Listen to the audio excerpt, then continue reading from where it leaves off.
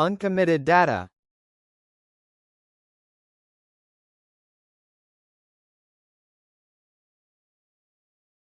Hi everyone. Today I'm going to share one of the important issues in the topic of concurrency control, uncommitted data, also known as a dirty read.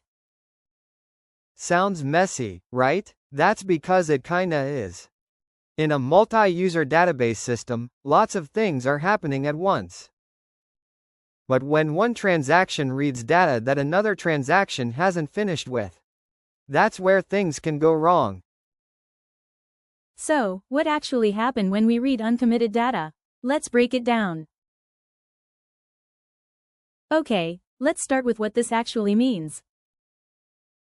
Uncommitted data occurs when one transaction reads data that hasn't been saved, committed, by another transaction. This can lead to incorrect or inconsistent results. This is also known as a dirty read. So, simply we can say T1 is transaction 1, meanwhile T2 is transaction 2. T1 update data. T2 reads it before T1 confirms. T1 later cancel or rolls back. Now T2 has read something that never actually exited. In databases, a commit means, yes, this is official. Without it, the data is just temporary. Let's look at a real-life situation you can relate to. We use a simple grocery store story where staff updates stock but doesn't save it yet. Meanwhile, Mike, a customer, sees that data and places an order. Then, the online grocery system crashes and the update gets cancelled, but Mike's order is still based on the wrong number.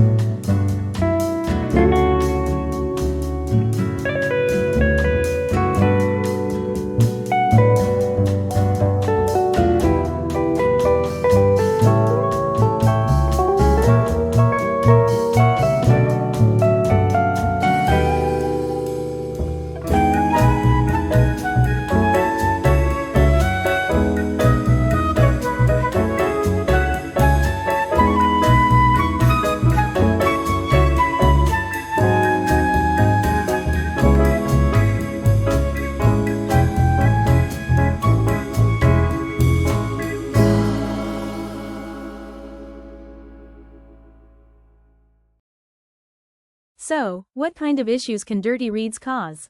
Firstly is wrong decisions, like the bank loan approval. Second, security risks, imagine reading unverified login data. And lastly, system instability, if multiple modules depend on uncommitted values. And these problems multiply when your system scales up, especially in e-commerce, banking, or real-time apps. So, how do we fix it? This is where isolation levels come in. It's a way for databases to control who sees what and when. For example, with read committed, a transaction can only read data that's already been committed. Simple rule. If it ain't final, don't touch it. Higher isolation levels like repeatable read or serializable go even further to ensure consistency. But they also come with a performance cost. Another method is locking, where a database locks the data until it's confirmed. Locks the data until it's confirmed. Think of it like this. You're editing a Google Doc, and someone else wants to view your changes. But they can't see them until you hit save and publish. That's how databases keep things clean. By not letting others see your drafts. So, there you have it. The uncommitted data problem, or dirty read, might seem like a minor detail, but in the world of databases, it can cause a chain reaction of issues.